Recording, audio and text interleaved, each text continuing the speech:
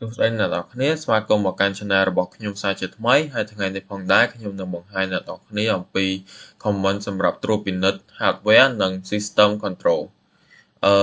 ដែល Command ទី1នោះគឺ ls CPU ដែលវា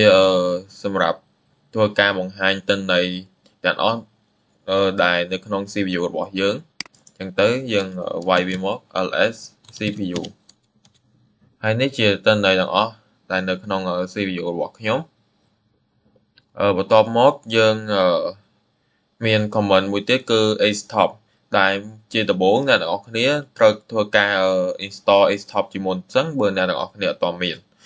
ដែលខ្ញុំមានហើយតែខ្ញុំនឹងធ្វើការ install វាម្ដងទៀតឲ្យអ្នកទាំងអស់គ្នាមើល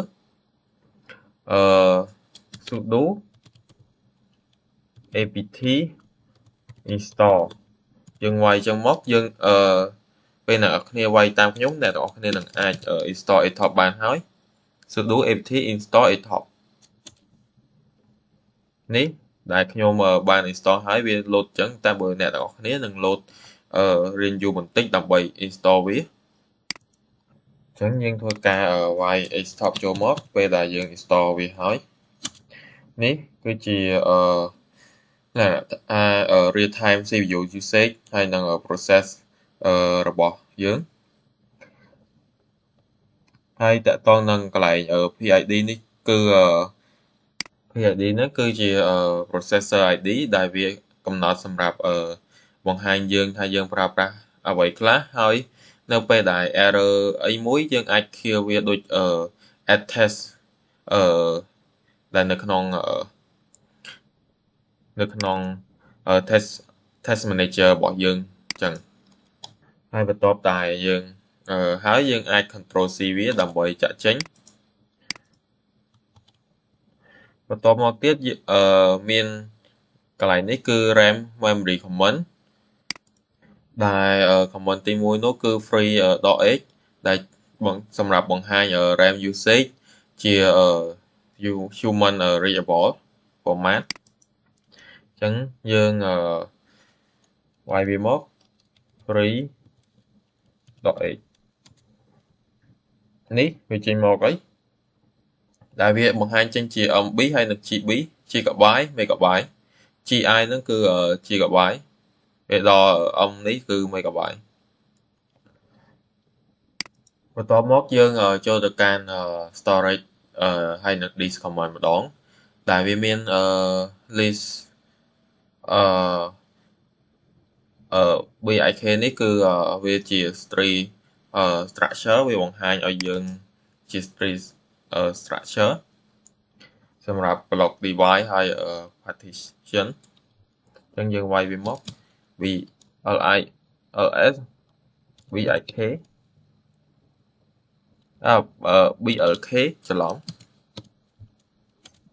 នេះវាដូច structure មួយអញ្ចឹងបន្ទាប់មកយើងចូលទៅកាន់ network GPU information ម្ដងសម្រាប់កន្លែងនេះគឺ network command ដែល command ទី1នោះគឺ IP address សម្រាប់ឆែក network interface ឬក៏ឆែកIP address របស់យើងដែលយើងអាចវាយវាថា IPA វានឹងចេញហើយនេះគឺជា IP address របស់ខ្ញុំបន្ទាប់ពីនឹងដែរគឺយើងមាន command មួយដែរគឺនៅក្នុង storage វិញគឺ df.h ដែលវាសម្រាប់ឆែក disk space usage របស់យើងយើងអាចវាយថា df.h នេះគឺជា disk space usage របស់ខ្ញុំបន្ទាប់មកយើងទៅចូលទៅកាន់ process management ម្ដងគឺសម្រាប់ពិនិត្យហើយនឹង clear process ដែល command ទី1គឺ ps AUX នេះគឺដូចតា stop ដែរតែវាបង្ហាញ running process ទាំងអស់តែម្ដងអញ្ចឹងយើងវាយវាមក ps AUX នេះវា load មកហើយគឺ running ទាំងអស់គឺវានឹងបង្ហាញប្រាប់យើងដែលរាប់មកគឺ kill PID នេះគឺពេលដែលយើងវាយ command kill ហើយយើងដាក់ PID របស់វាមកវានឹង kill process ដែលយើងដាក់ PID នឹងចេញ ពេលដែលយើងមានបញ្ហាអីមួយហើយបន្ទាប់ពីហ្នឹងគឺ kill 19 PID នេះគឺដូចតែ kill PID ដែរតែគឺវា fault kill នៅពេលដែលយើងប្រើ kill PID ហ្នឹងអត់ដើរគឺយើងប្រើ fault kill តែម្ដងដើម្បីឲ្យបញ្ជាវាឲ្យ kill យកហ្មងហើយបន្ទាប់មកវាចូលទៅកាន់ system shutdown ហើយនឹង restart command ដែលដំបូងគេយើងមាន shutdown command គឺ sudo shutdown now ពេលដែលយើងវាយពាក្យហ្នឹងគឺវានឹង shutdown តែម្ដងគឺ sudo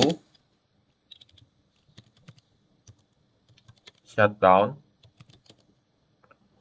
now នៅពេលដែលយើងវាយ command ហ្នឹងវានឹងធ្វើការ reboot កម្មវិធីរបស់យើង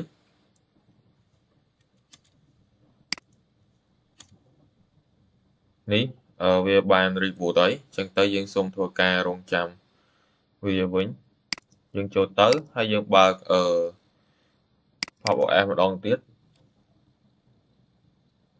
តែវាហ៊ានធ្វើការយូរបន្តិច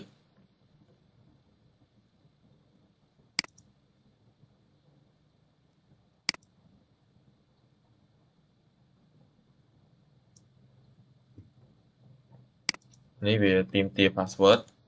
អញ្ចឹងយើងដាក់វាមក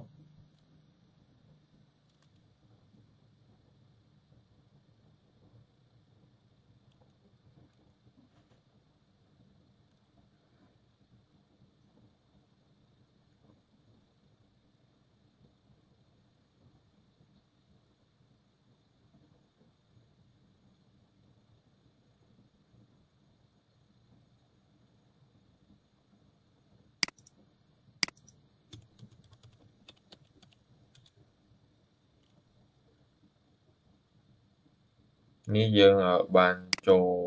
មកវិញហើយយើងធ្វើការរងចាំវាទៅហើយយើងបើក terminal វិញមកនេះវា load មកហើយដែលមុនហ្នឹងគឺcommand sudo shutdown now ហ្នឹងគឺវា shutdown តែម្ដងតែវាអត់ reboot ទេតែមួយទៀតគឺ sudo shutdown .now អាហ្នឹងគឺវាលក្ខណៈថាដូចបែបreboot គឺដូច restart អញ្ចឹងអានេះ shutdown តែអានេះដូច restart គឺវា restart ម្ដងឲ្យយើង reboot កម្មវិធីឲ្យយើងម្ដងទៀតដែលយើងអាចវាយ sudo shutdown ហើយដាក់ពាក្យ .now ទៅវាចេញហើយតែខ្ញុំសូមធ្វើការអត់វាយទេព្រោះខ្ញុំបង្ហាញនេះហើយតែ command មួយទៀតនោះគឺ sudo shutdown .h + 10ហ្នឹងគឺវាជា command មួយដើម្បី schedule shutdown នៅពេល10នាទីក្រោយពេលដែលយើង run command ហ្នឹងហើយ10នាទីក្រោយមកវានឹង shutdown ឲ្យយើងតែម្ដងបាទហើយតកតងនឹង command ដែលខ្ញុំបង្ហាញនៅថ្ងៃនេះគឺមានតែប៉ុណ្្នឹងទេសូមអរគុណអ្នកទាំងអស់គ្នា